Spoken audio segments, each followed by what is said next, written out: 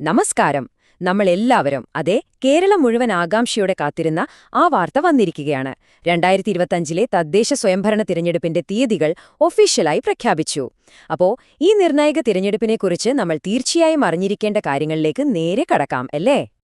നോക്കൂ ഈ വാക്കുകൾ.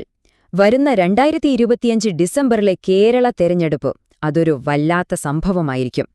ശരിക്കും പറഞ്ഞാൽ ഇതൊരു സാധാരണ ഇലക്ഷനല്ല. ഈ വാക്കുകളിൽ തന്നെയുണ്ടതിന്റെ എല്ലാ പ്രാധാന്യവും. കേരളത്തിന്റെ ഗ്രാമങ്ങളിലും നഗരങ്ങളിലും ഒരു വലിയ രാഷ്ട്രീയ മാറ്റത്തിന്റെ തുടക്കമായിരിക്കാം നമ്മൾ കാണാൻ പോകുന്നത്. അപ്പോ എല്ലാവരും അറിയാൻ കാത്തിരിക്കുന്ന ആ ഡേറ്റുകൾ, ആ നിർണായക ദിവസങ്ങൾ ഏതൊക്കെയാണെന്ന് നമുക്ക് നോക്കിയാലോ?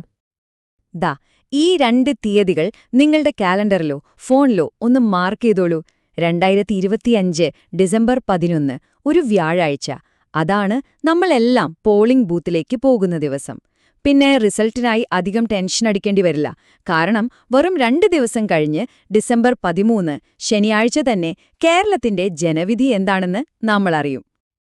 ഈ തെരഞ്ഞെടുപ്പിന്റെ ഒരു വലിപ്പം എത്രത്തോളമുണ്ടെന്ന് നിങ്ങൾക്ക് ഊഹിക്കാമോ? അതിന്റെ ഒരു ഐഡിയ കിട്ടാൻ നമുക്ക് വെറുതെ ഒരു ജില്ലയുടെ മാത്രം കണക്കൊന്നെടുത്തു നോക്കാം. ഉദാഹരണത്തിന് പാലക്കാട്. 24,33,379. ഇതൊരു ചെറിയ സംഖ്യയല്ല. ഇത് പാലക്കാട് എന്ന ഒരൊറ്റ ജില്ലയിലെ വോട്ടർമാരുടെ മാത്രം എണ്ണമാണ്. ഒന്ന് ആലോചിച്ചു നോക്കൂ. അപ്പോൾ കേരളം മുഴുവനായി എടുക്കുമ്പോൾ ഇതിന്റെ വ്യാപ്തി എത്ര വലുതായിരിക്കും? അപ്പോ ഈ 24 ലക്ഷത്തിലധികം വോട്ടർമാർ എന്താണ് തീരുമാനിക്കാൻ പോകുന്നത്? അടുത്ത 5 വർഷത്തേക്ക് നമ്മുടെ പഞ്ചായത്തുകളെയും നഗരസഭകളെയും കോർപ്പറേഷനുകളെയും ആര് നയിക്കും എന്നുള്ളതാണ്. അതായത് നമ്മുടെയൊക്കെ ദൈനംദിന ജീവിതത്തെ നേരിട്ട് ബാധിക്കുന്ന തീരുമാനങ്ങൾ എടുക്കുന്നവരെയാണ് അവർ തിരഞ്ഞെടുക്കാൻ പോകുന്നത്. കേരളത്തിലെ ഇലക്ഷനുകൾ എന്ന് പറഞ്ഞാൽ അതൊരു വെറും രാഷ്ട്രീയ പ്രക്രിയ മാത്രമല്ല, അതേതാണ്ട് ഒരു സാംസ്കാരിക ഉത്സവം തന്നെയാണ്. എന്തുകൊണ്ടാണ് അങ്ങനെ പറയുന്നതെന്ന് നമുക്ക് നോക്കാം. അതെ, എന്തുകൊണ്ടാണ് കേരളത്തിലെ തിരഞ്ഞെടുപ്പുകളെ വെറും ഒരു പൊളിറ്റിക്കൽ പ്രോസസ് എന്നതിലുപരി ഒരു ഉത്സവം എന്ന് നമ്മൾ വിശേഷിപ്പിക്കുന്നത്? പ്രധാനമായും 3 കാര്യങ്ങൾ. 1, നമ്മുടെ ജനപങ്കാളിത്തം.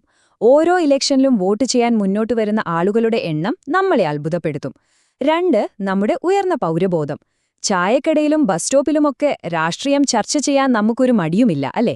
3ാമത്തെ കാര്യം, ജനാധിപത്യം എന്നത് നമുക്കൊരു മൂല്യം മാത്രമല്ല, നമ്മുടെ സംസ്കാരത്തിന്റെ തന്നെ ഒരു ഭാഗമാണ്. അപ്പോൾ ഇതെല്ലാം കൂടി ചേരുമ്പോഴാണ് തെരഞ്ഞെടുപ്പ് ഒരു യഥാർത്ഥ ഉത്സവമായി മാറുന്നത്. പിന്നെ ഈ ഒരു ആവേശം അത് ഇവിടെ കേരളത്തിലും മാത്രം ഒതുങ്ങി നിൽക്കുന്നില്ല. നിങ്ങളിൽ ലോകത്തിന്റെ ഏത് കോണിലായാലും, ദുബായിലോ ലണ്ടനിലോ ന്യൂയോർക്കിലോ എവിടെയായിരുന്നാലും ഈ ഇലക്ഷൻ കാലത്തെ ചർച്ചകളും വിശകലനങ്ങളും നിങ്ങളിലേക്കും എത്തുന്നുണ്ടാകും. ഇതൊരു ഗ്ലോബൽ മലയാളി ഫെസ്റ്റിവൽ തന്നെയാണെന്ന് പറയാം. ശരി, അപ്പോ ഈ തെരഞ്ഞെടുപ്പിനെക്കുറിച്ചുള്ള ഏറ്റവും പുതിയ വിവരങ്ങൾ, ആധികാരികമായ വിവരങ്ങൾ നമുക്ക് എവിടെ നിന്ന് കിട്ടും? ഏറ്റവും കൃത്യവും പുതിയതുമായ വിവരങ്ങൾക്കായി നിങ്ങൾക്ക് ഈ വെബ്സൈറ്റ് സന്ദർശിക്കാവുന്നതാണ്. Kerala panchayat election 2025.online/Palakkad. തെരഞ്ഞെടുപ്പ് ഫലങ്ങളും മറ്റു വിശകലനങ്ങളും നിങ്ങൾക്ക് ഇവിടെ നിന്നും തത്സമയം തന്നെ അറിയാൻ സാധിക്കും. അപ്പോ കേരളം ഒന്നടങ്കം ഒരുങ്ങുന്ന ഈ വലിയ ജനാധിപത്യ ഉത്സവത്തിൽ നിങ്ങളുടെ പങ്ക് എന്തായിരിക്കും? വോട്ട് ചെയ്തും ശരിയായ വിവരങ്ങൾ അറിഞ്ഞും നല്ല ചർച്ചകളിൽ പങ്കെടുത്തും നിങ്ങൾ ഈ ആഘോഷത്തിന്റെ ഭാഗമാകുമോ?